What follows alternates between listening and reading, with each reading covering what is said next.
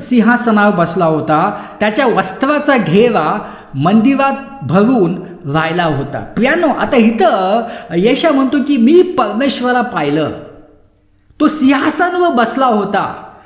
प्रियांनो, आता इथं यशाने जे आहे ते कोणाला पाहिलं? इथं यशाने येशू ख्रिस्ताला पाहिलं. तो सिंहासनावर बसला होता आणि त्याच्या वस्त्राचा घेरा मंदिरात भरून राहिला होता. म्हणजे तो कोण होता? तो येशू ख्रिस्त होता.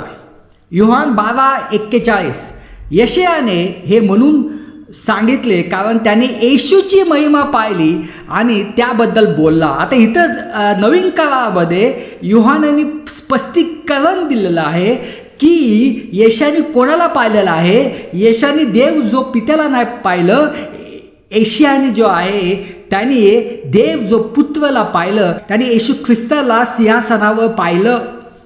म्हणजे येशू ख्रिस्त हा जुन्या काळामध्ये पण होता, त्याच्या जन्माच्या अगोदरपासून त्याचं अस्तित्व होतं, ख्रिसमसच्या अगोदरपासून त्याचं अस्तित्व होतं. हे जाणून घेणं तुम्हाला खूप आवश्यक आहे. तो अनंत काळापासून आहे, तोच अल्फा आहे, तोच ओमेगा आहे, तोच सुरुवात आहे आणि तोच शेवट आहे. अजून एक वचन वाचूया. एक झोरा नावाची